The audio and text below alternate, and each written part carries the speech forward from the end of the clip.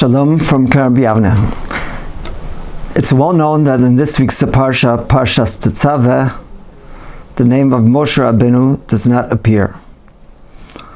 Various explanations are given for this, but generally speaking, we associate this with the fact that Parshas Tezave normally, this year being the exception, Parshas Tezave normally falls out in the week of Zayin Adar, and Zayin Adar is of course the day of the Ptirah of Moshe Rabbeinu.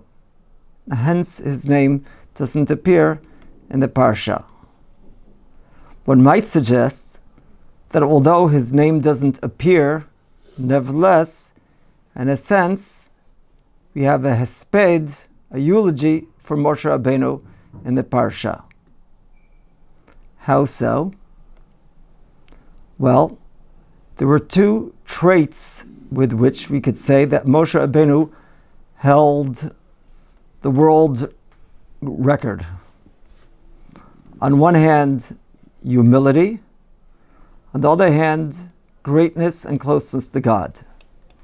This is not something which I know from the Guinness Book of World Records, but I know, rather, from the Torah. The Torah tells us on one hand, in Parshat Bahalotcha,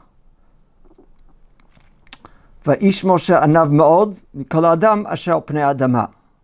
The Torah testifies that he was exceedingly humble, more than anybody else.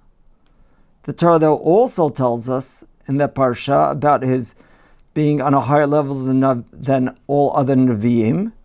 And the end of the Torah, we're told, V'lo kam Navi od b'Yisrael k'Moshe, asher yed'o Hashem panim al panim. On one hand, humility. On the other hand, he was exceedingly great. These two traits, we would point out, fed on each other.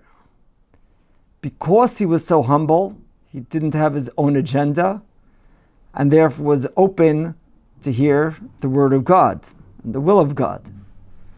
It's also can be said that his humility was, in a certain sense, the result of his greatness.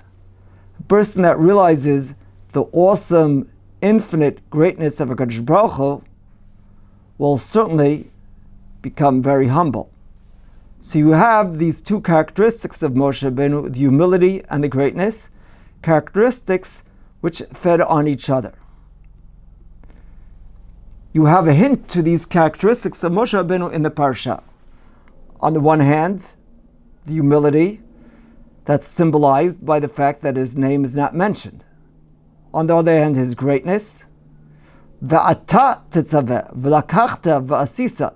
Moshe Rabbeinu is the one that the Mishkan Nikra al Shmo, I believe Rashi writes.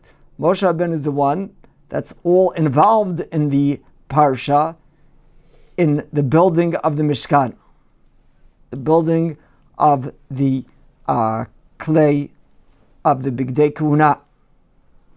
And these two characteristics, these two phenomenon, the great role that he plays, and his name not being mentioned, are of course associated with each other. Because why is it that his name is not mentioned? Because all the time HaKadosh Baruch Hu speaking to him. HaKadosh Baruch Hu says, V'ata tetzave v'lakachta v'asisa. And when I'm speaking to somebody directly, no need for me to mention his name. Thus, we have in the Parsha, Moshe Rabbeinu's name being omitted, associated with his humility, but we also have him playing such an important role, being the central figure in the building of the Mishkan. On a related note, let's point out that there's somewhere else, some other part of Tanakh, where there's an individual who plays a major role, but nevertheless the name is not mentioned. And this, of course, is in Megillat Esther, where the name of HaKadosh Baruch Hu is omitted, despite the fact that certainly he's pulling the strings and running the show behind the scene.